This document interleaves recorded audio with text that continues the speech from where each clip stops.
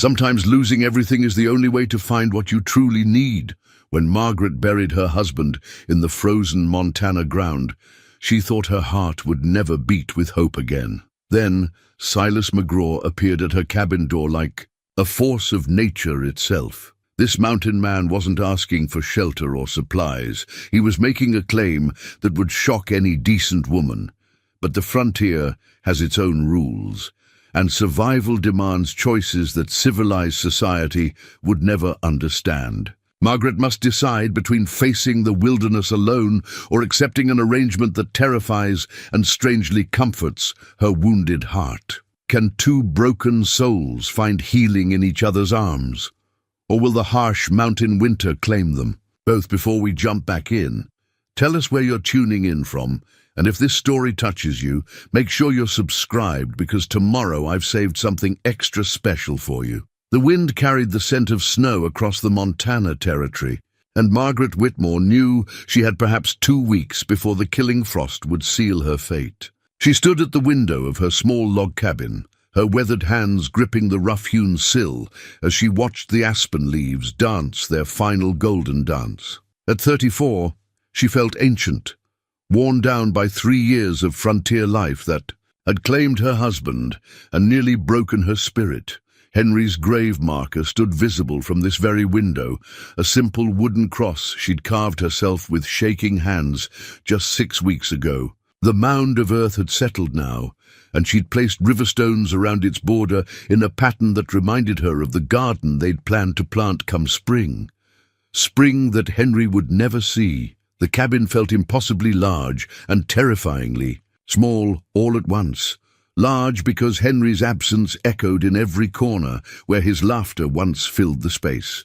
Small because the walls seemed to press closer each night, reminding her how alone she truly was. Their nearest neighbors, the Hoffmans, lived 8 miles south through treacherous mountain terrain.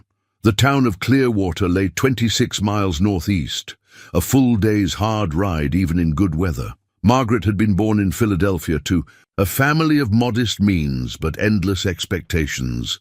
Her father, a clockmaker, had taught her to read and cipher numbers, unusual for a woman of her station. Her mother had taught her to sew, cook, and manage a household with the efficiency of a general commanding troops. Neither parent had prepared her for burying her husband's fever-ravaged body in ground so hard she'd needed to build fires to soften the earth enough for digging. She'd met Henry Whitmore at a church social when she was 28. Later than most women married, but her father had insisted she help with the family business until her younger brother came of age. Henry had been a dreamer, full of stories about the Montana territory where a man could claim land and build something lasting. His eyes had sparkled when he talked about wide-open spaces, clean air, and the chance to live free from the smoke and noise of industrial cities. "We'll have sons, Margaret," he'd whispered on their wedding night. "Strong sons who'll carry our name into the next century. We'll build something that matters, something that lasts." 3 years later, Henry lay cold beneath Montana soil, and Margaret had never quickened with child, despite their hoping and trying. The frontier had given them harsh winters, failed crops, and finally the fever that took Henry in just 4 days. She'd nursed him through delirium, held his hand as he spoke of children they'd never have, and whispered promises she couldn't keep about the life they'd planned to build together. Now she faced the brutal mathematics of survival. Her food stores would last perhaps 6 weeks if she rationed carefully.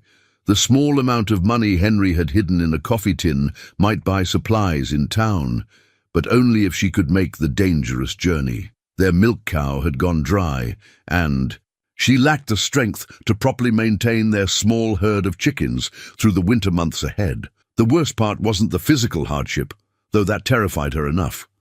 The worst part was the crushing loneliness that had settled over her like a heavy quilt she couldn't throw off. She talked to Henry's grave each morning, sharing her fears and plans as if he might respond. She found herself speaking aloud to the cabin walls just to hear a human voice, even her own. She'd written letters to her family back in Philadelphia, but the responses had been polite dismissals wrapped in gentle concern. Her father's health was failing. Her mother couldn't leave him. Her brother had his own young family to consider. The message was clear. Margaret had chosen this life, and she must find her own way through its consequences. The afternoon Henry died, Mrs. Hoffman had made the difficult journey to sit with Margaret through the worst of her grief. Sarah Hoffman was a sturdy woman in her 50s who'd raised 4 children on the frontier and buried one of her own. She'd spoken plainly about Margaret's situation. "You've got hard choices ahead, dear one," Sarah had said while they washed. "Henry's body for burial. This land doesn't forgive weakness, and it surely doesn't care about what's proper or expected. You'll need to think like the mountains think, about what survives, not what's comfortable." Margaret had nodded through her tears, not fully understanding what Sarah meant until the loneliness began eating at her like acid. Now she understood. The frontier stripped away the luxury of living by society's rules. Survival became the only morality that mattered. She'd heard stories, whispered among the women when the men weren't listening. Stories of widows who'd made arrangements that would shock decent people back east. A woman near Fort Benton had married her deceased husband's brother within a month of the funeral. Not for love, but because he needed someone to cook and tend children, while she needed someone to work the land and provide protection. Another widow had taken in a drifter who'd wintered with her and left come spring, but not before getting her with child she'd raise as her own. The frontier demanded sacrifices that civilized society couldn't comprehend. Margaret was lost in these dark thoughts when she heard the sound that would change everything, the steady thump of an axe biting wood. She'd learned to identify every sound in her isolated world, and this was wrong. No one should be cutting wood on her property. She moved quickly to Henry's rifle, checking that it was loaded before approaching the door. Through the gap in the logs that served as a window, she could see him. Even from a distance, there was no mistaking the massive figure splitting wood beside her cabin. He worked with the fluid efficiency of someone who'd performed this task thousands of times, each swing of the axe perfectly placed, each piece of wood falling precisely where he intended. Silas McGraw, even in her isolation, Margaret had heard the stories. He was a legend among the mountain men, a giant of a man who lived alone in the highest peaks, who could track anything that moved and disappear into the wilderness like smoke. Some said he'd been a soldier once. Others claimed he'd run from the law. Everyone agreed he was dangerous in ways that went far beyond his considerable size and skill. He was perhaps 40 years old, with shoulders that seemed to span the width of doorways and hands that could probably snap a man's neck without effort. His dark hair hung past his collar, and a thick beard covered the lower half of his face. He wore buckskin clothing that had seen hard use, and even at a distance, she could see the easy way he moved, like a predator completely comfortable in his environment. What struck her most was his deliberate calm. He wasn't hurrying, wasn't looking around nervously. He was simply cutting wood for a woman who needed wood cut, as if this was the most natural thing in the world, as if he belonged here. Margaret's heart hammered against her ribs, but she recognized something beneath her fear, a strange sense of relief. For the first time in 6 weeks, she wasn't completely alone. Someone else was making decisions, taking action, solving the immediate problem of her winter fuel supply. When he finished splitting the wood, Silas McGraw straightened to his full height and looked directly at her cabin. Even through the narrow window gap, Margaret felt the weight of his attention. He raised one massive hand in a gesture that might have been greeting or acknowledgement, then walked toward her door with the measured stride of someone who knew exactly what he intended to do next. Margaret set down the rifle and smoothed her skirts, though she couldn't say why. Her hands shook as she lifted the wooden latch, and she had to steady herself against the doorframe before opening it fully. Silas McGraw stood on her threshold like a mountain given human form. Up close, his size was even more impressive, but it was his eyes that captured her attention. They were deep brown, almost black, and held a kind of patient intelligence she hadn't expected. When he spoke, his voice was surprisingly gentle, a low rumble that seemed to come from deep in his chest. "Mrs. Whitmore," he said, touching his hat brim in a gesture of respect. "I knew your husband. He was a good man who deserved better than what this land gave him." Margaret found her voice, though it came out smaller than she'd intended. "Mr. McGraw, I thank you for the wood. I don't know how I can repay you." Something flickered in those dark eyes, not amusement exactly, but a kind of knowing that made her pulse quicken. "I think you do know, ma'am.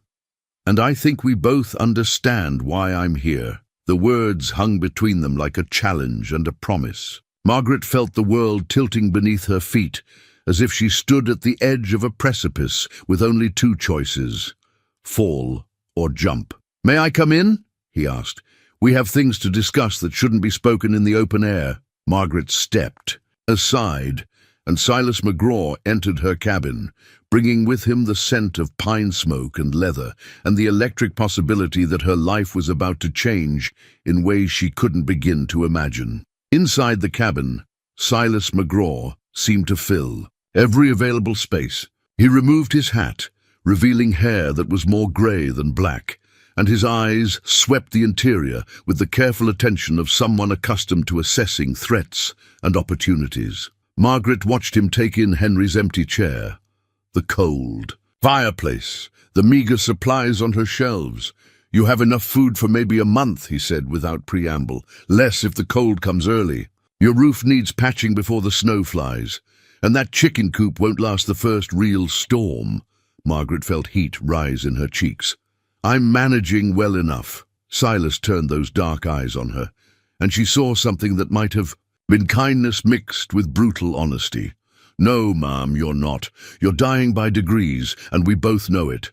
The words hit her like a physical blow because they carried the weight of truth. She sank into Henry's chair, her hands gripping the worn armrests. "What do you want from me, Mr. McGraw?"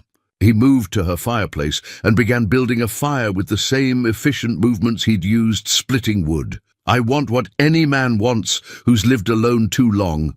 I want sons to carry my name. I want a woman to share the burden of surviving in this country, and I want to know that when I die, there'll be something left of me in this world." Margaret watched flames catch and grow under his careful tending. "And what makes you think I would, that I could—" "Because you're strong enough to have come this far," Silas said, not looking at her. "Because you loved your husband, but you're practical enough to know he's gone. And because winter's coming whether we like it or not." He stood and faced her fully, and Margaret felt the full force of his presence. This was a man who'd made his way in a world that killed weaker men, who'd survived things she couldn't imagine. Yet when he spoke, his voice held none of the harshness she'd expected. "I'm not offering to marry you, Mrs. Whitmore. I'm not offering pretty words or promises about love. I'm offering you a chance to live through the winter, and I'm asking you to give me sons in return." Margaret's breath caught in her throat. The proposition was shocking in its directness, yet she found herself considering it with the same practical calculation she'd once used to manage her father's accounts. "And if I refuse, then I'll leave you with enough split wood to last the month, and come spring I'll help bury what's left of you." The brutal honesty should have offended her, but instead she found it strangely comforting. At least he wasn't lying to her or pretending their situation was anything other than what it was, a transaction born of necessity. "What exactly are you proposing?" she asked, proud that her voice remained steady. Silas moved to the window and looked out at Henry's grave. "I winter here with you. I hunt, trap, make repairs, keep you fed and warm. You cook, mend, and when the time comes you carry my children. Come spring we decide whether to make the arrangement permanent or part ways." Margaret studied his profile against the window light. There was something noble in the set of his shoulders, a dignity that surprised her. "And if I don't quicken with child, then we try again the next winter, or the one after that. I'm a patient man when it comes to things that matter." She thought of Henry's dreams of sons, of the children they'd hoped for but never had. The irony wasn't lost on her that this stranger was offering to fulfill Henry's deepest wish, just not in the way either of them had imagined. "Why me?" she asked.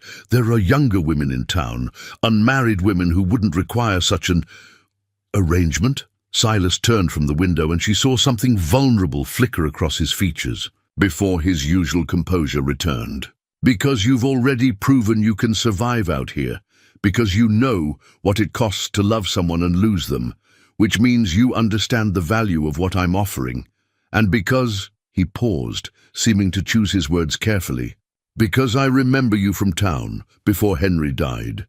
You had kindness in your eyes even when you were struggling. That matters to me." Margaret felt something shift inside her chest, a warmth that had nothing to do with the fire he'd built. "You've been watching me. I keep track of the people in my territory," he said simply. "It's how I stay alive. But yes, I noticed you particularly. Henry was a lucky man." The compliment, delivered without artifice or expectation, affected her more than flowery courtship words ever had. This man saw her clearly, her strengths and weaknesses, her situation and her options, and still found something worth wanting. Thunder rumbled in the distance, and they both turned toward the sound. Through the window, Margaret could see dark clouds building over the western peaks. The storm would be upon them within hours, and she hadn't yet finished banking the walls against winter drafts. "I need time to think," she said finally. "You have until the storm breaks," Silas replied. "After that, the decision makes itself." As if summoned by his words, the wind picked up, rattling the cabin's shutters and sending leaves swirling past. The windows. Margaret felt the familiar clutch of fear in her stomach, the terror of facing another mountain storm alone, of lying awake listening to the wind and wondering if the roof would hold, if the walls would keep out the killing cold. "There's something you should know," she said quietly. "Henry and I tried for 3 years to have children. It may be that I can't, that I'm not able to give you what you want." Silas nodded, as if he'd already considered this possibility. "Then we'll face that when we come to it. But I've seen how you tend your garden, how you care for your animals. You have the heart of a mother, Mrs. Whitmore. Sometimes that matters more than anything else." The first fat raindrops began striking the windows, and Margaret made her decision. With the same deliberate care her father had taught her to use when evaluating a difficult clockwork mechanism, she looked at the facts. She couldn't survive the winter alone. Silas McGraw could keep her alive, and he was asking for something she'd already wanted to give Henry. "If I agree," she said, "what happens to Henry's memory, to what we built here?" Silas moved closer, and she caught the scent of pine and leather that seemed to cling to him. "Henry built this place for you to live in, not die in. Seems to me the best way to honor his memory is to make sure his wife survives, to see another spring." Outside, the storm was building to its full fury. Inside, Margaret looked into the eyes of a man who'd just offered her something she'd almost stopped believing in. "Hope. All right," she said, the words barely audible above the rising wind. "All right, Mr. McGraw. I accept your proposition." Something changed in his expression. A tension she hadn't noticed before seemed to ease from his shoulders. He reached into his coat and withdrew a knife unlike anything she'd ever seen. The blade was perfectly balanced, the handle worn smooth by years of use, and the steel caught the firelight like captured lightning. "This belonged to my father," he said, offering it to her handle first. "And his father before him. It's seen me through more troubles than I can count. I want you to keep it as a token of our agreement and a promise that I'll keep you safe through what's coming." Margaret took the knife, surprised by its weight and the way it seemed to fit naturally in her hand. The gesture felt significant, in a way she couldn't quite articulate, as if she was accepting more than just a tool, but a piece of his history and his trust. "Thank you," she said simply. Outside, the storm struck with the full fury of the mountains, wind howling around the cabin like a living thing. But inside, for the first time since Henry's death, Margaret felt truly warm. She wasn't alone anymore, And whatever came next, she would face it with someone who understood the harsh mathematics of frontier survival. Silas McGraw had just become her partner in the most fundamental transaction of all, the exchange of companionship, for the chance to see another dawn. The storm raged for 3 days, and during that time, Margaret learned more about Silas McGraw than she had about some people she'd known for years. He moved through her cabin with surprising grace for such a large man, never taking up more space than necessary, always aware of where she was and what she needed. He repaired Henry's old rifle while the wind howled outside, his massive hands working with delicate precision on the firing mechanism. Margaret watched him work by firelight, noting how he handled the weapon with the familiarity of someone who'd depended on firearms for survival. When he finished, he handed it back to her with careful instruction. "The sight's been pulling left," he said, guiding her hands to the proper grip. "Henry probably never noticed because he was used to compensating, but you need to know exactly where this shoots if you're going to depend on it." Margaret felt the warmth of his hands over hers and tried to focus on his words rather than his proximity. "I've never been much of a shot." "You will be," he said with quiet confidence. "This country doesn't give you the luxury of being helpless." On the second day, when the storm showed no signs of abating, Silas began teaching her to prepare game properly. He'd brought a brace of rabbits from his own snares, and Margaret watched him work with the focused attention of someone learning a skill that might mean the difference between life and death. "Most women know how to cook what their men bring home," he said, his knife moving with surgical precision. "But out here, you need to know how to make nothing into something, how to use every part of an animal, how to stretch supplies when the hunting's poor." Margaret found herself surprised by how much she didn't know. She'd thought 3 years of frontier life had taught her everything necessary for survival, but Henry had shouldered much of the burden without her realizing it. Silas was showing her the difference between surviving and thriving, between getting by and truly mastering her environment. "You're a good teacher," she said as she practiced the knife work he'd shown her. "Had to be," he replied. "Man living alone in the mountains either learns every skill he needs or he doesn't live long." That evening, as they sat before the fire, listening to the wind tear at the cabin walls, Margaret gathered the courage to ask the question that had been weighing on her mind. "Where did you come from, Mr. McGraw? I mean, before the mountains?" Silas was quiet for so long she thought he wouldn't answer. When he finally spoke, his voice carried the weight of old pain carefully controlled. "Pennsylvania. Had a wife there. And a son. Boy would be about 15 now if he'd lived." Margaret felt her heart clench with understanding. "What happened?" "Cholera took them both. Summer of 32. I buried them in the morning and was riding west by afternoon. Couldn't stand to stay where everything reminded me of what I'd lost." She thought of Henry's grave just outside the window and understood the parallel. "I'm sorry for your loss. Long time ago now," Silas said.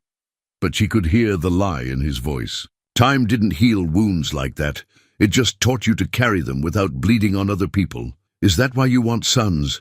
she asked gently.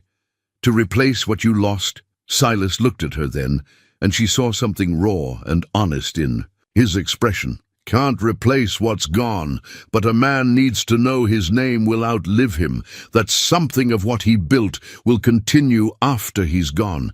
I've got skills, knowledge, ways of surviving in this country that die with me unless I pass them on." Margaret nodded, understanding more than he perhaps realized. Henry felt the same way. He used to say he wanted to build something lasting, something that would matter after we were gone. Smart man. This land's hard enough without facing it. Knowing everything you do dies with you. On the third day, the storm finally broke, leaving the world transformed by snow and ice. Silas ventured outside to check his snares and assess the damage, while Margaret worked on mending his shirt, a task that felt strangely intimate, handling fabric that smelled of pine smoke and carried the warmth of his body. When he returned, with fresh meat and the news that her roof had held solid through the worst of the weather, Margaret realized something had shifted between them. They'd moved past the awkward formality of strangers and into something that felt almost like partnership. "We'll need to get you properly outfitted before the next storm," Silas said as he prepared their midday meal. "Warmer clothes, better boots." This was just the first taste of what's coming. Margaret looked down at her worn dress and thin shoes, realizing how inadequate her clothing was for serious winter weather. "I don't have money for new things." "Don't need money. I've got credit with traders. And besides," he paused, seeming to choose his words carefully, "if you're carrying my child come spring, you'll need proper gear to keep both of you healthy through the cold months." The mention of pregnancy sent a flutter through Margaret's stomach, part fear, part anticipation. She'd wanted children with Henry, but this felt different, more practical perhaps, but also more immediate. With Silas, there was no pretense of romance, no long courtship period. If they were going to create life together, it would happen soon. That evening, as they prepared for bed in the cabin's single room, Margaret felt the weight of their arrangement settling over her like a heavy blanket. Silas had been sleeping on the floor near the fireplace, giving her the bed and whatever privacy the small space allowed. But she knew that couldn't continue indefinitely. "Mr. McGraw," she said quietly as he arranged his bedroll. "About our arrangement. When should we?" He looked up at her, and she was grateful for the dim light that hid her burning cheeks.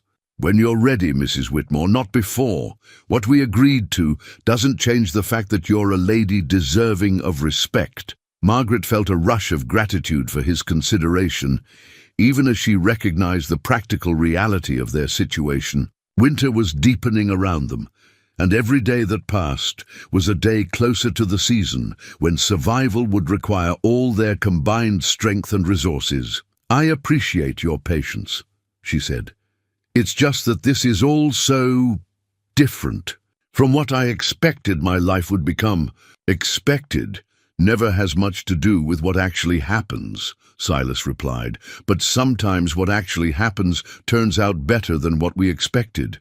We won't know until we get there." As Margaret settled into bed and listened to Silas moving quietly around the cabin, banking the fire and checking the door latches, she found herself thinking about the future in ways she hadn't since Henry's death. For the first time in weeks, she could imagine seeing spring again, could picture herself still alive when the snow melted and the world turned green. It wasn't the future she'd planned, but it was a future nonetheless. And in a land where survival was never guaranteed, that felt like the most precious gift of all. 2 weeks into their arrangement, Margaret woke to find Silas already gone from the cabin, his bedroll neatly stored and coffee warming on the stove. She'd grown accustomed to his quiet morning routine, the way he moved through their shared space without waking her, always leaving her coffee and whatever breakfast he'd prepared. She was pulling on her heaviest shawl when she heard voices outside. Silas, speaking in low, measured tones, and another man responding with the nervous tension of someone trying not to show fear. Margaret moved to the window and felt her blood turn cold.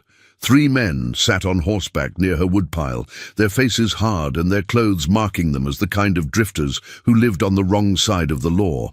The leader, a thin man with a scar running from his left ear to his jaw, was leaning forward in his saddle, studying Silas with the calculating interest of a predator sizing up potential prey. Margaret reached for Henry's rifle, grateful now for Silas's patient instruction.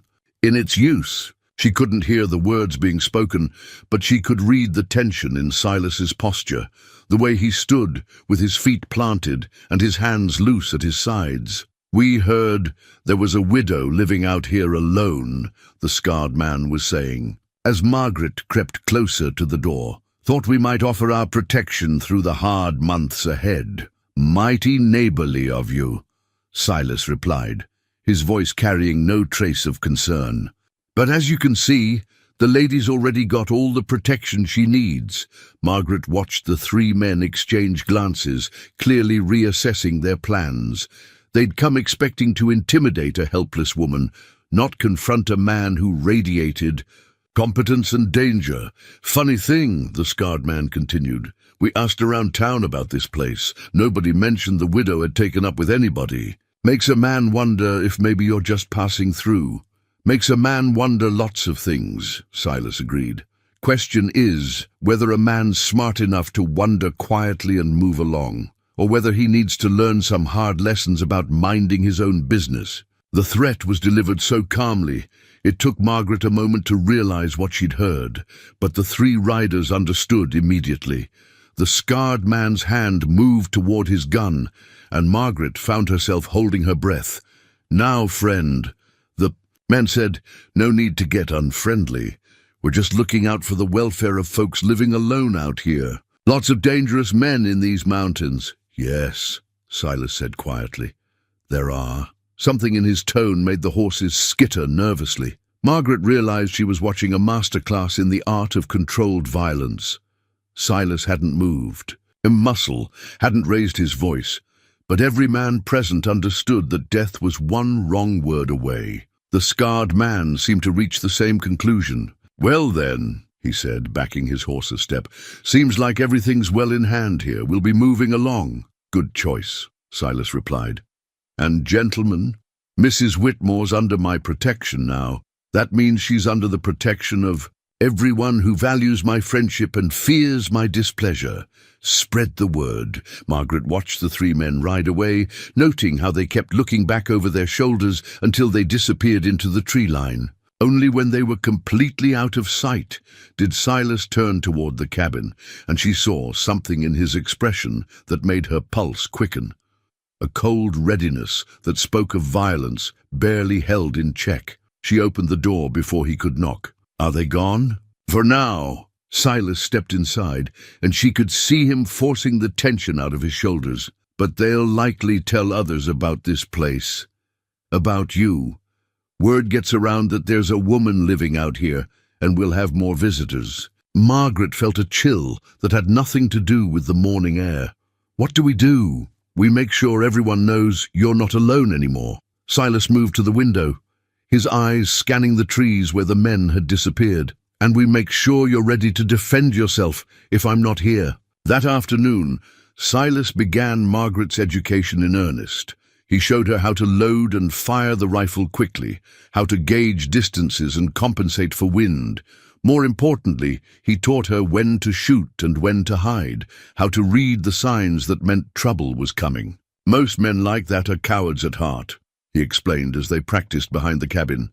They prey on the weak because it's easier than facing someone who can fight back, but they're also unpredictable when cornered, which makes them dangerous in a different way. Margaret found herself thinking of her family's reaction if they could see her now, standing in the snow, learning to handle firearms like a frontier warrior. The thought should have shamed her, but instead she felt a strange sense of pride. She was becoming someone who could survive in this harsh country, someone worthy of the name she'd taken when she married Henry. I never imagined I'd be learning such things, she said, checking the rifle's load as he'd taught her.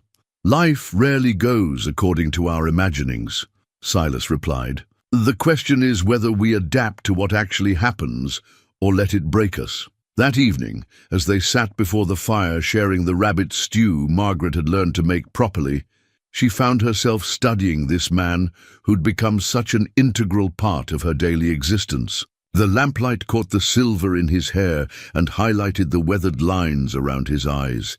He looked older than his years, but there was something timeless about his presence, as if he'd always existed exactly as he was now. Silas, she said, using his first name for the first time. What happened today? Would you really have killed those men? He looked at her over his coffee cup, and she saw no hesitation in his answer. If they'd threatened you, yes, without question or regret. The certainty in his voice should have frightened her, but instead she felt something she hadn't experienced since Henry's death, true safety. This man would protect her with his life, not because of love or even affection, but because she was his now, part of what he'd claimed and sworn to defend. Thank you, she said simply. "Nothing to thank me for. A man protects what's his." Later. That night, as Margaret prepared for bed, she realized something had changed between them. The confrontation with the riders had crystallized what their arrangement truly meant. She wasn't just a woman Silas was helping through the winter. She was his responsibility, his to protect and provide for. And perhaps, she thought as she listened, to him moving quietly around the cabin, it was time to fully accept what that meant. The frontier demanded hard choices and practical decisions. She'd agreed to bear his children, but she'd been holding back the physical reality of that promise. Looking toward the man who'd just proven he'd kill to keep her safe, Margaret made a decision that would change everything between them. Tomorrow night, she would cross the final bridge between the woman she'd been and the woman she was becoming. Some promises, she realized, were meant to be kept sooner rather than later. Margaret woke the next morning to find a small, tarnished locket on the table beside her coffee cup. She picked it up with trembling fingers, noting its delicate craftsmanship and the way the silver caught the morning light, despite years of wear. When she opened it, she found a faded daguerreotype of a young woman holding a baby. Both faces, barely visible, but radiating the quiet happiness of a family portrait taken in better times. Silas was outside, splitting kindling, and Margaret watched him through the window as she held the locket. His movements were methodical, controlled, but she could see something different in his posture this morning, a vulnerability he rarely allowed to show. When he came back inside, stamping snow from his boots, Margaret was still holding the locket. Their eyes met across the small cabin, and she saw him notice what she held. "That was my wife, Ellen," he said quietly, "and our boy, Thomas. He was 6 months old when that picture was taken." Margaret felt her throat tighten with understanding. They were beautiful. Ellen had the sweetest laugh you ever heard. Used to say she could make flowers grow just by smiling at them. Silas moved to the stove, but Margaret could see the tension in his shoulders. Thomas was just starting to pull himself up to standing when the sickness took them, had his mother's eyes. She closed the locket gently, recognizing the trust he'd shown her by sharing this piece of his past. "Why are you showing me this, Silas?" Turned to face her, and she saw raw honesty in his expression. "Because last night made me realize I've been asking you to give me something without offering anything real in return. You've got a right to know who I am, where I come from, what kind of man you're trusting with your life." Margaret set the locket carefully on the table between them. "Tell me." He poured coffee for both of them before settling into the chair across from her. "I was a different man then.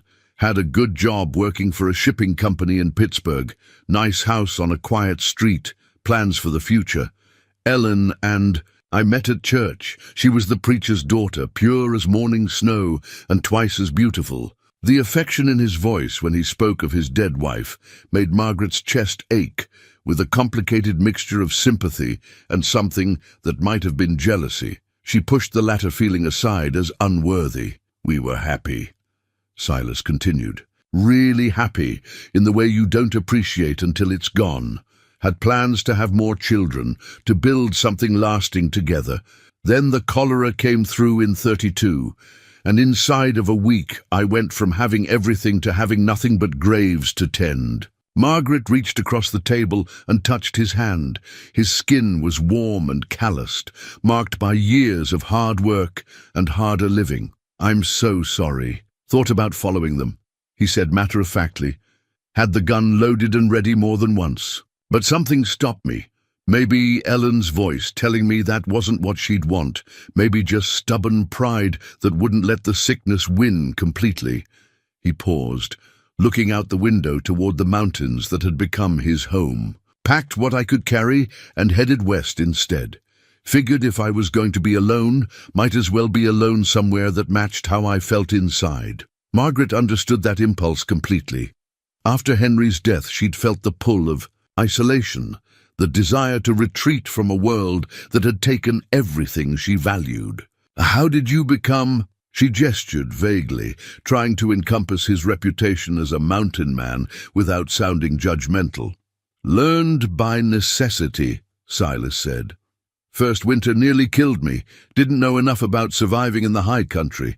Met an old trapper named Dutch Morrison, who took pity on me, taught me what I needed to know.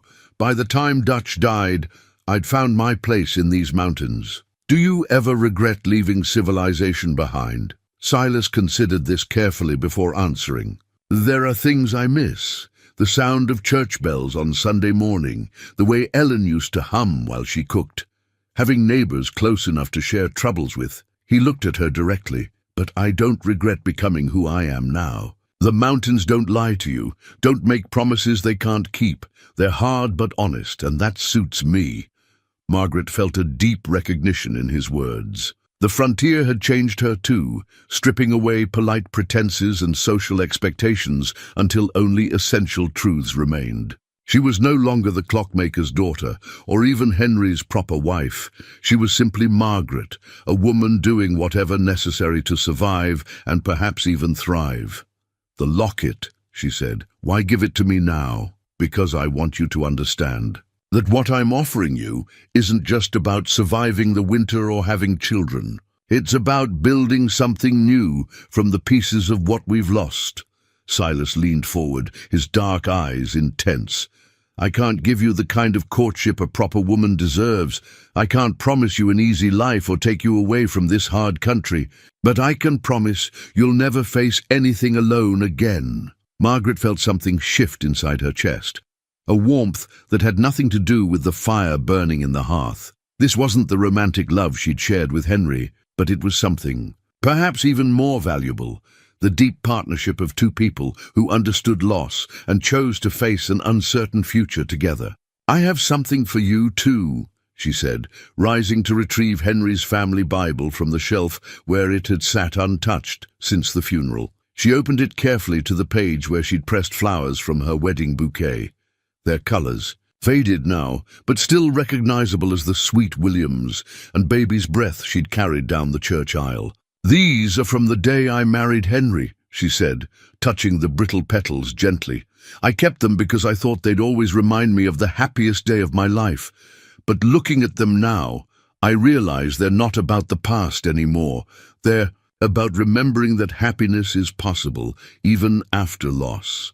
She closed the Bible and met Silas's eyes. I want to be your wife, not just in name, but in truth.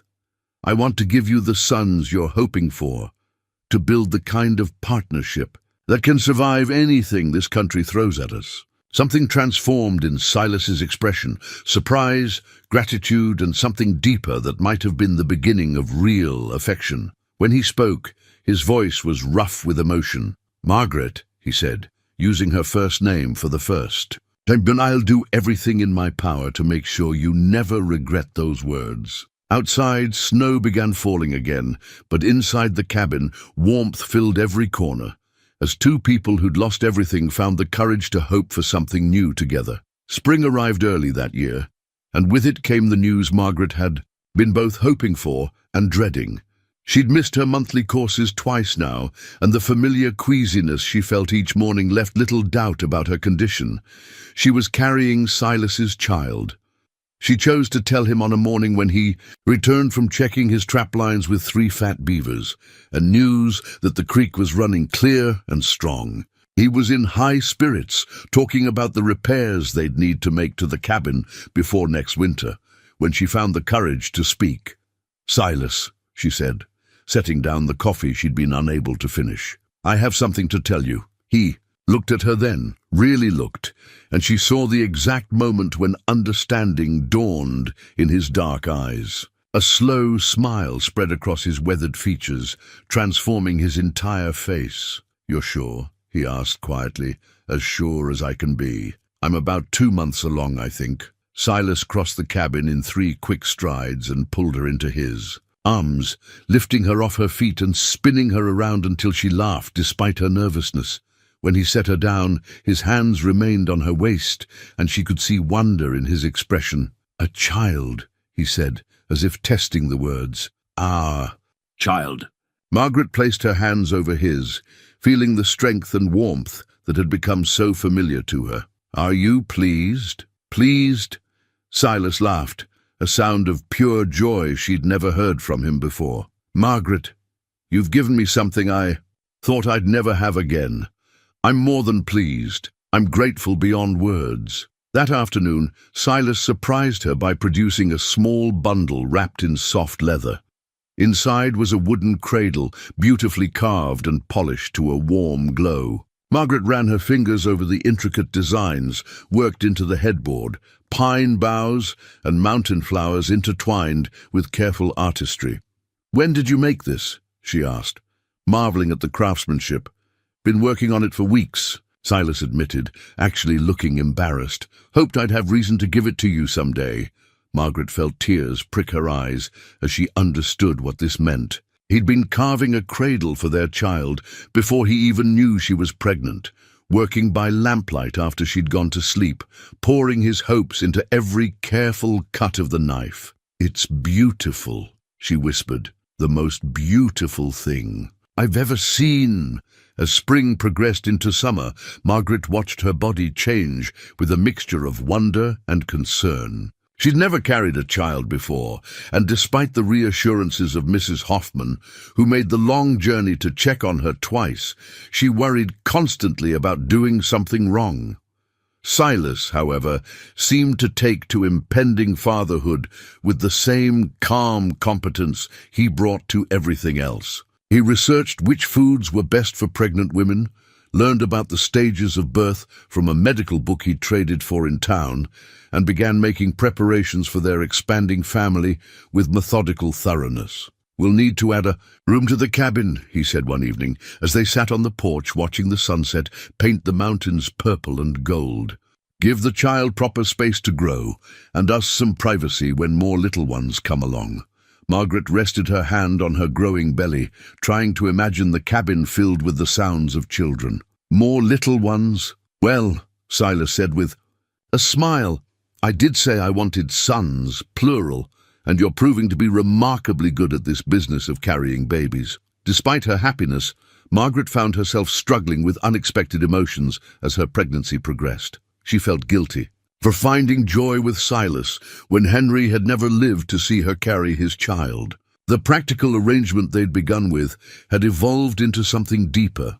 Not the passionate romance she'd shared with Henry, but a steady partnership built on mutual respect and growing affection. "I dream about Henry sometimes," she confessed to Silas one night as they lay together in their shared bed. "He's holding our baby, the one we never had. When I wake up, I feel like I'm betraying both of you." Silas was quiet for a long moment, his hand resting protectively on her rounded stomach. "Henry would want you to be happy," he said finally. "Any man worth loving would want that for the woman he married. And this child—" He paused, feeling the baby kick against his palm. "This child is ours, Margaret. Yours and mine. That doesn't take anything away from what you shared with Henry." She turned in his arms, studying his face in the moonlight streaming through their window. "How did you get so wise about such things?" "Lost enough to understand what really matters," he replied simply. "Love isn't something you use up by sharing. The more you give, the more you have to give." As summer deepened, word of Margaret's pregnancy spread through the scattered community of homesteaders and trappers who made up their corner of the Montana Territory. The news was received with the kind of celebration that frontier communities reserved for life's most precious milestones. The successful creation of new life in a place where survival was never guaranteed. Mrs. Hoffman organized the women to prepare for the birth, gathering supplies and sharing knowledge passed down through generations of frontier mothers. Even the men contributed, with several neighbors arriving unannounced to help Silas expand the cabin and reinforce the roof against another harsh winter. "Folks are happy for you," Sarah Hoffman told Margaret during one of her visits. "Been worried about you out here alone, and Silas McGraw's got a good reputation among people who matter. They see this as proof that even the hardest country can't stop life from finding a way." Margaret felt a warmth that had nothing to do with the summer heat. She was no longer an outsider struggling to survive. She'd become part of the community. connected to her neighbors by the shared challenges and hopes that bound frontier families together. One evening in late August, as she and Silas sat on their expanded porch watching their neighbors head home after a day of cabin raising, Margaret realized how completely her life had transformed. The frightened widow who'd faced death alone just months ago was gone, replaced by a woman who felt truly at home in this harsh and beautiful country. "I love you," she said suddenly, the words surprising her with their clarity and truth. Silas looked at her, and she saw her own surprise reflected in his expression. Neither of them had spoken of love before. Their relationship had been built on practicality and mutual need, growing into affection and partnership. But sitting there with his child growing inside her and their future spreading out like the vast Montana landscape before them, Margaret knew the words were true. "I love you too," Silas said, his voice rough with emotion. "Didn't expect to, didn't think I could after Ellen. But you've given me back more than just hope for sons, Margaret. You've given me back the belief that tomorrow can be better than today." He kissed her then, gentle and reverent, as if sealing a promise that went far beyond their original arrangement. Margaret felt the baby kick against her ribs at that moment, as if their child approved of this declaration of love that would shape the family they were creating. As night fell over the mountains and they prepared to go inside, Margaret took one last look at Henry's grave, visible in the moonlight beyond their garden. She felt no guilt now, only gratitude for the love that had brought her to this place and the new love that would carry her forward. "Thank you," she whispered to the wooden cross, though she wasn't sure if she was speaking to Henry or to whatever. Horse had brought Silas McGraw to her door when she needed him most. Inside the cabin, as Silas banked the fire and checked the locks, Margaret placed both hands on her belly and felt their son, somehow she was certain it would be a son, respond to her touch with vigorous movement. "Soon, little one," she murmured. "Soon you'll be here, and we'll finally be a complete family." Margaret was hanging laundry on the line behind the cabin, enjoying the warm September sun and the way her unborn child seemed to settle when she moved gently when she heard horses approaching. Silas was in town trading furs for winter supplies, so she felt a familiar flutter of nervousness as she dried her hands and walked around to the front of their home. Two men in dark suits sat astride horses that clearly weren't accustomed to mountain terrain. One was elderly, with silver hair and the soft look of someone who'd spent his life indoors. The other was younger, perhaps 40, with sharp eyes and the calculating expression of a man who made his living from other people's troubles. "Mrs. Whitmore?" the older man asked, dismounting with obvious difficulty. "Mrs. McGraw now," Margaret corrected, one hand instinctively moving to her rounded belly. The two men exchanged glances, and Margaret felt a chill despite the warm afternoon. "May we come in, ma'am? We have some legal matters to discuss regarding your late husband's estate." Margaret's mouth went dry. Henry had never mentioned any legal complications, but then Henry had been given to protecting her from unpleasant realities. "What kind of legal matters?" The younger man produced a leather satchel from his saddlebags. "I'm James Crawford, attorney at law from Denver. This is Mr. Elias Pemberton from the First National Bank of Colorado. We're here about some significant debts your late husband incurred before his death." "Debts?" Margaret felt the world tilt beneath her feet. Henry never said anything about debts. "Perhaps we could discuss this inside," Crawford suggested, his tone professionally sympathetic but implacable. Margaret led them into the cabin, grateful that Silas had insisted on expanding their living space. The men seemed to fill the room with their presence and their ominous purpose. Crawford opened his satchel and withdrew a sheaf of official-looking documents. "Mrs. McGraw," he said, consulting his papers, "your late husband, Henry Whitmore, took out a substantial loan from First National Bank in the spring of 1845 to finance improvements to this property and purchase livestock. The loan was secured by this land and all structures upon it." Margaret sank into her chair, one hand pressed to her stomach where the baby was suddenly active as if sensing her distress. "How much?"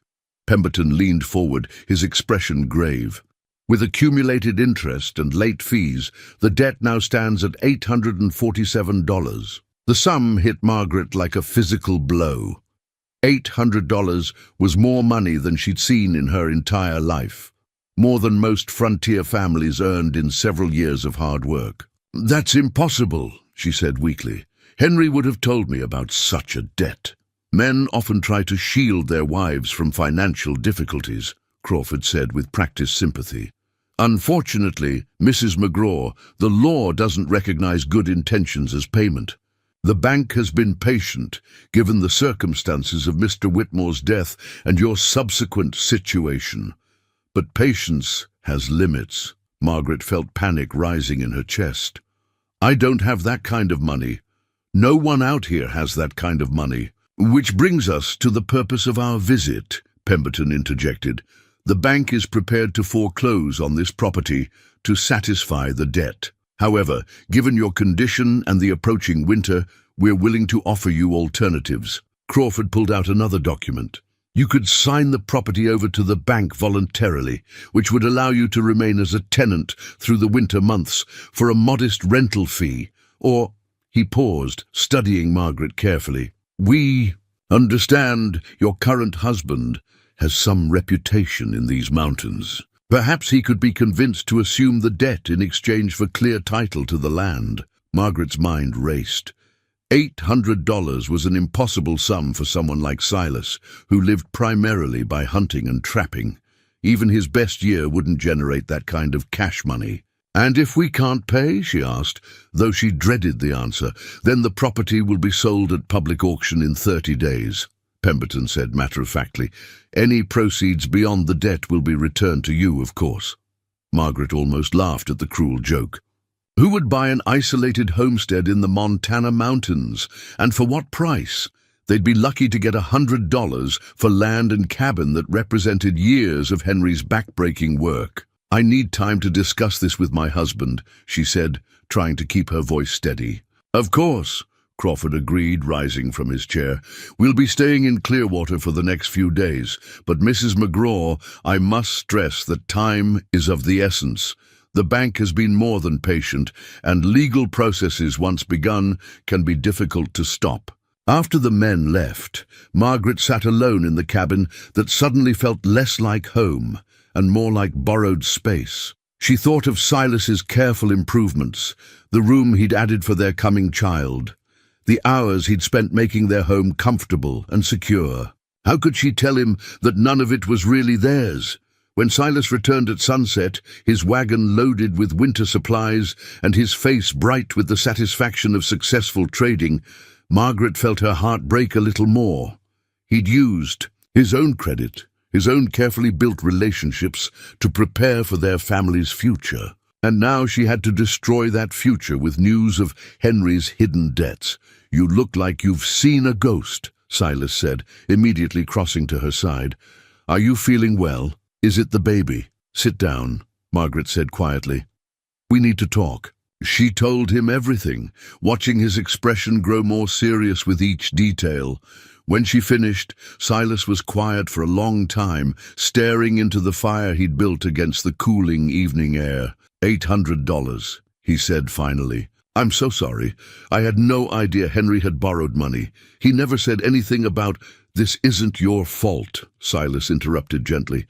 "Henry was trying to build something for you, for the family you plan to have. Can't fault a man for that." Margaret felt tears burning her eyes. "But what do we do? How can we possibly—" Silas stood and moved to the window, looking out at the land they'd both come to love. "I have some money saved," he said slowly. "Maybe $200 in. Gold and silver hidden in the mountains where I used to winter alone. And my furs should bring another 100 when I finish the trading season. That's not even half of what we need." "No," Silas agreed. "It's not." Margaret watched her husband's shoulders set with determination, and she felt a chill that had nothing to do with the approaching night. "There is another way," he said quietly, not turning from the window. "Something I swore I'd never do again. But what are you talking about?" Silas moved to their bedroom and returned with a small wooden box Margaret had never seen before. Inside, wrapped in oiled cloth, was a military medal and a document bearing official seals. "I wasn't just any soldier before I came to the mountains," he said, his voice carefully controlled. "I was a scout for the army, specialized in tracking hostile Indians and recovering stolen property. The government still owes me money, back pay and bounties I never collected because I wanted to disappear completely." Margaret stared at the medal, recognizing it as something significant, even though she couldn't read the military nomenclature. "How much money?" "Enough," Silas said simply. "More than enough to pay Henry's debts and keep this land, but collecting it means going back to a life I left behind for good reasons. It means becoming someone I swore I'd never be again." Margaret felt their unborn child kick against her ribs, as if sensing the tension in the room. She looked at this man who'd become everything to her, protector, provider, partner, and the father of her child, and realized he was prepared to sacrifice his carefully built peace for her sake. "What kind of reasons?" she asked quietly. Silas met her eyes, and she saw old pain carefully controlled. The kind that wake you up screaming in the night, the kind that make a man understand why some prices are too high to pay, no matter what you gain. Outside, night was falling over the mountains, and with it came the weight of decisions that would determine not just their immediate future, but the kind of people they would become in facing this crisis together.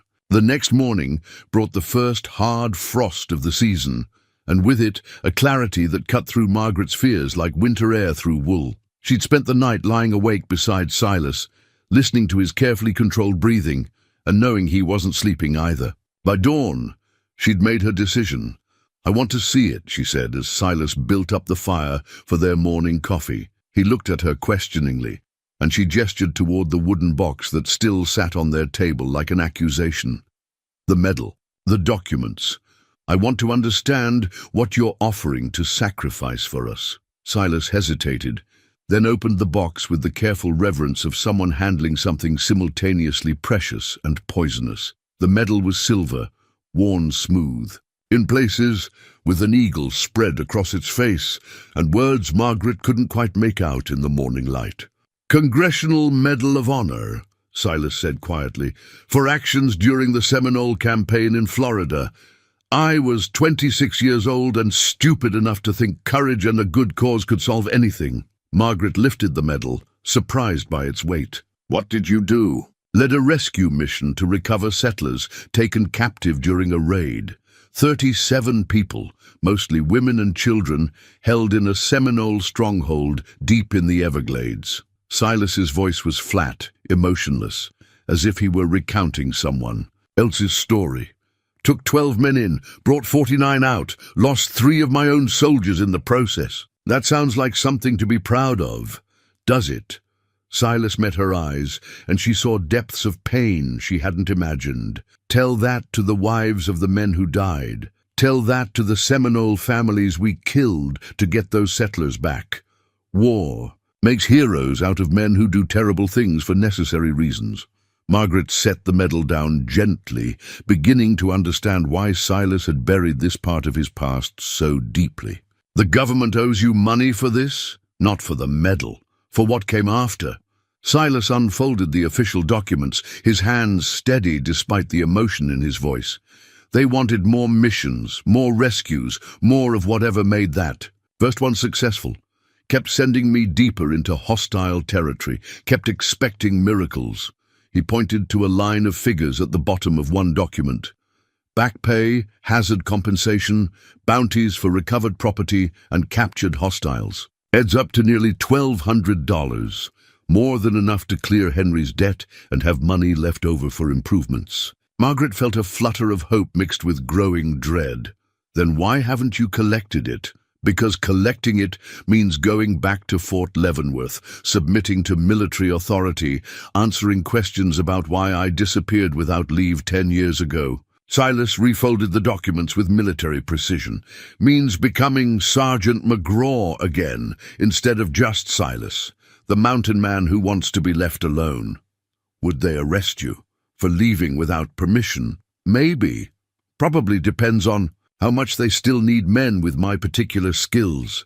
Silas moved to the window, looking out at the mountains that had become his sanctuary. There's fighting brewing with the Plains tribes, and the army's short of experienced scouts. They might be willing to overlook desertion in exchange for service.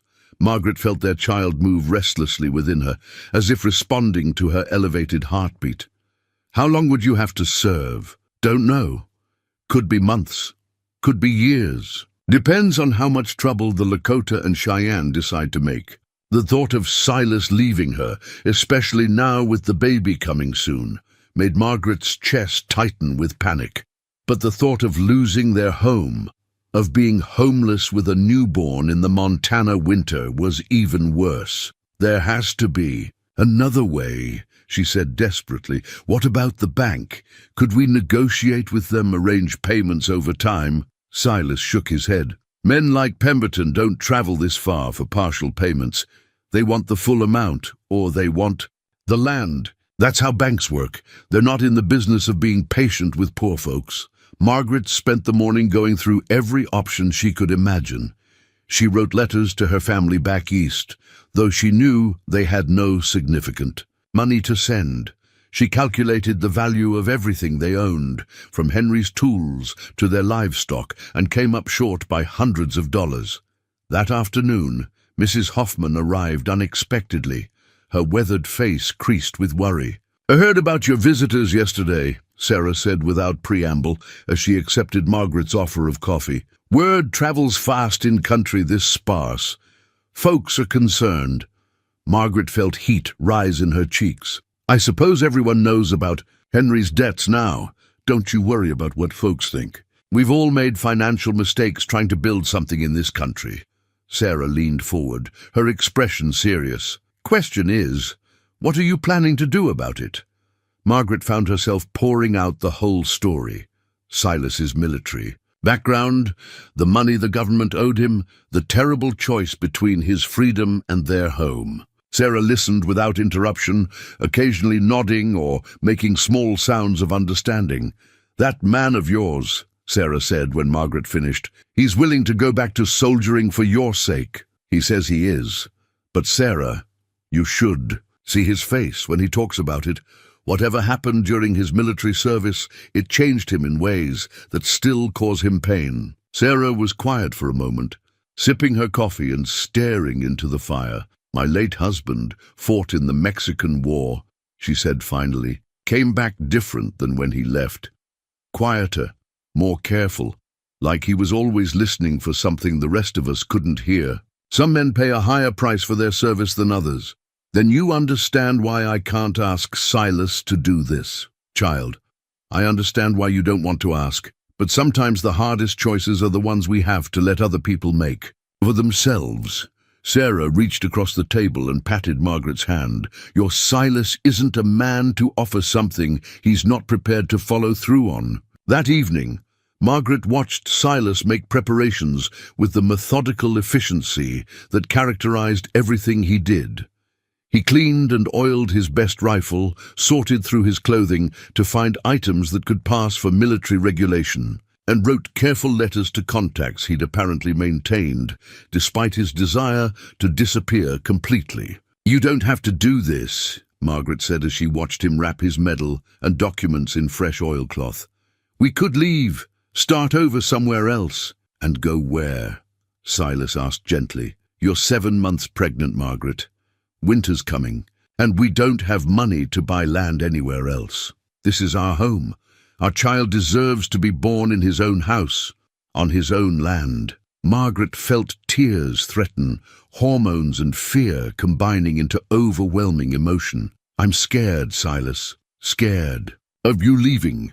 Scared of what might happen. Scared of being alone again." Silas set aside what he was doing and pulled her into his arms, careful of her pregnant belly. "I'm scared too," he admitted, "but I'm more scared of failing you, of not being the man you deserve, the father our child needs. You're already both. Of those things, then trust me to keep being them, even if it means doing something I'd rather avoid." Silas kissed her forehead gently. "I'll be back, Margaret. Whatever it takes, however long it takes. I'll come home to you and our son." Outside, winter wind rattled the cabin walls, reminding them both that time was running short. In 3 weeks, the bank would foreclose unless they could produce nearly $900. In 6 weeks, their child would be born. And somewhere between those 2 dates, Silas McGraw would have to transform himself back into the soldier he'd worked so hard to leave behind. Margaret placed her hands on her belly, feeling their child's strong kicks, and made her own silent promise. Whatever happened, whatever sacrifices were required, she would make sure their son knew the story of his father's courage, not just the battlefield heroics that had earned him medals, but the quiet bravery of a man willing to face his worst. Memories to protect the family he loved. The next morning, Silas would ride east toward Fort Leavenworth and a reckoning with his past. Margaret would remain in their cabin, guarding their future and preparing for the birth that would make them a family complete. If Silas could win back the right to call this place home. 2 weeks after Silas departed for Fort Leavenworth, Margaret was searching through Henry's old trunk for extra blankets when her fingers found something unexpected, a leather portfolio wedged beneath the trunk's false bottom. Her heart pounded as she carefully extracted the hidden compartment Henry had apparently built without telling her. Inside the portfolio, wrapped in oiled paper, was a document that made her hands tremble as she read it. The original land patent, signed by the territorial governor himself, clearly establishing Henry Whitmore as the sole legal owner of their property. But more importantly, there was a second document, a receipt from First National Bank dated 3 months before Henry's death. Margaret had to read it twice before the words made sense. Payment in full, $847. Outstanding balance, 0.00. Henry had paid off the entire debt, but somehow the bank's representatives had either failed to record the payment properly or were deliberately misrepresenting the situation. She sank into Henry's chair, clutching the documents to her chest as the implications washed over her. There was no debt. There never had been, at least not at the time of Henry's death. The bank was either mistaken or committing outright fraud. But Silas was already riding toward Fort Leavenworth, prepared to sacrifice his hard-won peace to pay a debt that didn't exist. Margaret had no way to reach him, no way to stop him from making the terrible bargain that would return him to military service. She was still sitting in the chair, staring at the receipt, when she heard horses outside. Through the window, she saw Crawford and Pemberton approaching, their faces set with the grim satisfaction of men coming to collect on a debt. Margaret met them at the door, the documents clutched in her hand like weapons. "Gentlemen," she said, surprised by the steadiness in her own voice, "I was hoping you'd return. I have something to show you." Crawford dismounted with his usual difficulty. "Mrs. McGraw, I hope you've reconsidered our generous offer. Time is running short, and the bank's patience is about to be tested," Margaret interrupted, holding up the receipt. "This document shows that my late husband paid off his debt in full 3 months before his death. Either your records are seriously in error, or you're attempting to defraud me." Both men went very still. Pemberton's face flushed red, while Crawford's expression became carefully neutral, the look of a lawyer who'd been caught in a lie and was calculating his next move. "That's impossible," Pemberton blustered. "Our records clearly show—" "Your records are wrong," Margaret said firmly. "This is an official receipt bearing your bank's seal and signature. Unless you're claiming your own institution is issuing fraudulent documents." Crawford stepped forward, extending his hand. "May I examine that receipt, Mrs. McGraw?" Margaret had expected this request and was ready for it. "Certainly, but I'll be keeping the original safely in my possession. You may look, but not touch." She held the document at reading distance, watching Crawford's face as he took in every detail. She saw the exact moment when he realized the receipt was genuine. His confident expression faltered, replaced by something that might have been concern or calculation. "This appears to be authentic," he admitted reluctantly, "but I'm afraid There might be some confusion about the timing. No confusion, Margaret interrupted. The date is clear, the amount is exact, and the signature matches other bank documents in my husband's files. Henry paid his debt in full, which means this land belongs to me, free and clear. Pemberton had recovered his composure and now stepped forward with renewed bluster. Even if this document is legitimate, there are other considerations. Interest, penalties, administrative fees, which would be clearly noted on the receipt if they applied. Margaret shot back. This document states payment in full and outstanding balance 0. There's no ambiguity. She watched the two men exchange glances, clearly communicating without words. These were men accustomed to intimidating widows and homesteaders who lacked the education or resources to challenge their claims. They hadn't expected to encounter someone who could read legal documents and wasn't afraid to stand her ground. Mrs. McGraw, Crawford said carefully, even if there has been some clerical error regarding your husband's account, the fact remains that you're living on land that the bank has certain claims upon. The bank has no claims, Margaret stated flatly. And if you continue to assert otherwise, I'll be forced to take this matter to the territorial authorities. I'm certain they'll be very interested to learn about a Denver bank attempting to foreclose on property that was paid for in full. The threat hit its mark. Both men knew that frontier justice had little patience for financial institutions that preyed on settlers, especially pregnant women trying to make honest lives in harsh country. Perhaps we should return to Denver and review our records more carefully, Crawford said after a long pause. It's possible there has been some administrative oversight. I think that would be wise, Margaret agreed.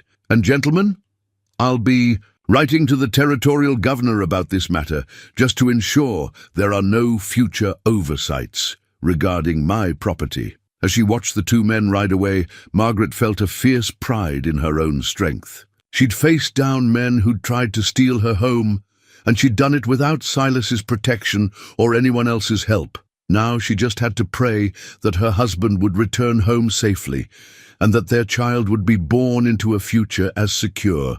As she'd just made it, Margaret went into labor on a Tuesday morning in early November, 3 weeks after the confrontation with the bank representatives, and with still no word from Silas. Mrs. Hoffman had moved into the cabin the week before, sensing that the birth was imminent and unwilling to leave Margaret alone for such a critical time.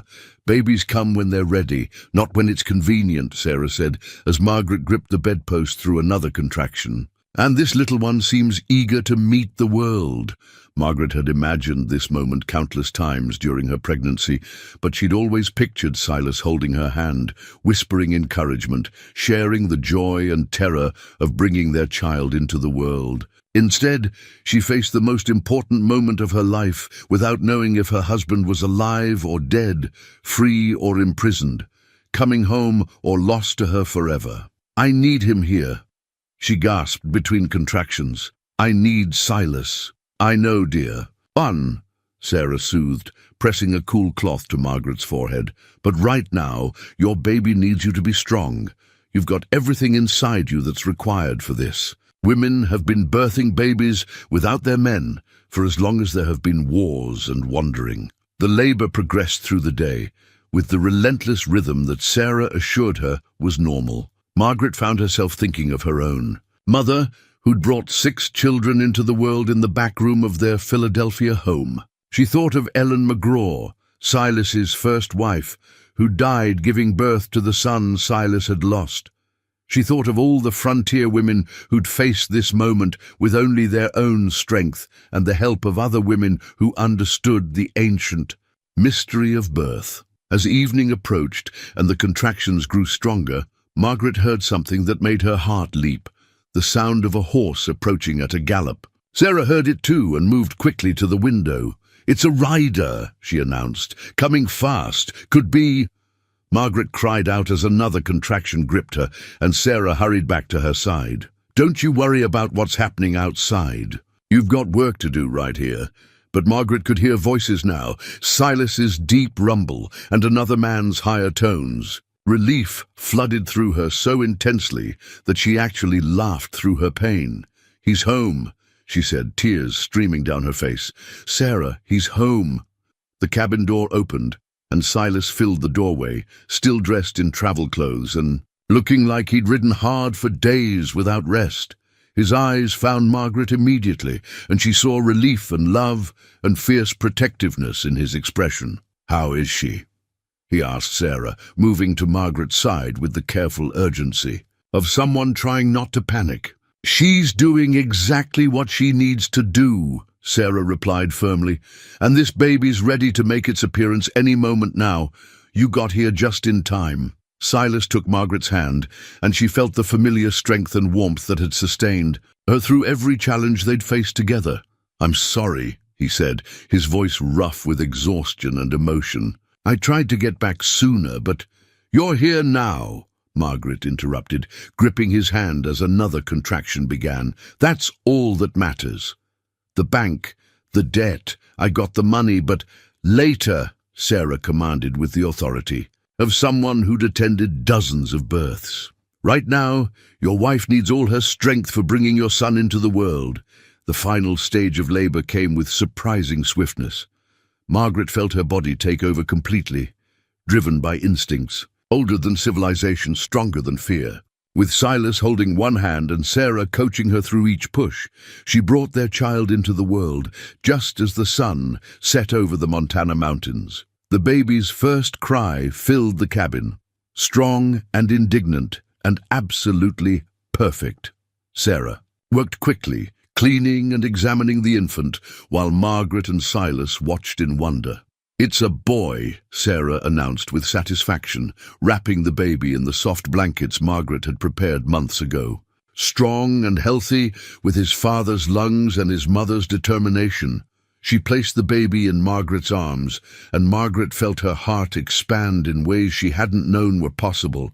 Their son was perfect, tiny but vigorous, with a full head of dark hair and eyes that seemed to look directly at her with ancient wisdom. "He's beautiful," Silas whispered, reaching out to touch one impossibly small hand. "Margaret, he's perfect."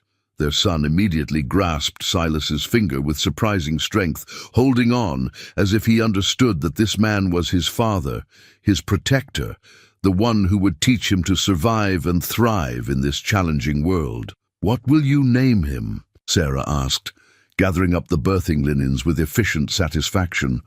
Margaret looked at her husband, seeing exhaustion and joy and overwhelming love in his weathered features. "Henry Silas McGraw," she said without hesitation, "to honor the man who brought me to this place and the man who made this moment possible." Silas's eyes filled with tears he didn't try to hide. "Henry Silas McGraw," he repeated softly, testing the sound of their son's name. "Welcome home, son." Outside, winter wind began to blow, but inside their cabin, a new family was complete at last.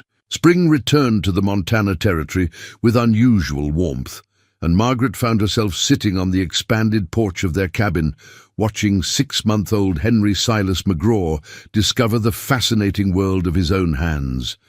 Their son lay on a soft blanket she'd sewn during the long winter months, gurgling contentedly in the morning sunshine, while his parents shared coffee and the quiet satisfaction of another harsh season successfully survived. "He's going to be walking before we know it," Silas observed, watching their son kick his legs with determined vigor. "Look at those muscles." Margaret smiled, remembering her fears during pregnancy about whether she could love a child born of such practical circumstances. Those worries seemed foolish now, as she watched Henry grab his father's finger with the same fierce grip he'd shown at birth. Love, she'd learned, didn't require perfect conditions or romantic beginnings. It simply required two hearts willing to open themselves to the possibility of caring for another person completely. "Tell me again about Fort Leavenworth," she said, settling more comfortably against Silas's shoulder. "You never finished the story." Silas was quiet for a moment, watching their son with the wonder that still seemed to surprise him every morning. Wasn't much of a story, really.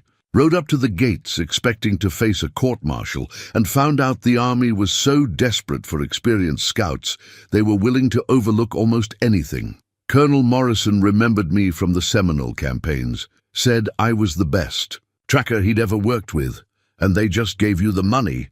Eventually, had to fill out forms, submit to interviews, prove I was who I claimed to be. Military bureaucracy moves slower than winter molasses. Silas chuckled, shaking his head at the memory. Spent 3 weeks in officers' quarters, answering the same questions over and over, while clerks shuffled papers and tried to figure out how to process a ghost who'd wandered back into official existence. Margaret thought about those 3 weeks, about the fear and uncertainty she'd lived with while caring for their newborn son and wondering if Silas would ever return. You never considered staying, taking them up on their offer? For about 5 minutes, Silas admitted. The pay was good, and they made it clear I could have my pick of assignments. But then I thought about you and Henry waiting here, about the life we were building together, and realized I'd already found everything I was looking for. Their son chose that moment to let out a demanding cry, and Margaret lifted him from his blanket, settling him against her shoulder, where he immediately quieted.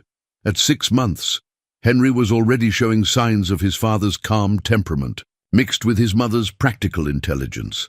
He studied the world around him with serious, dark eyes that seemed to take in every detail.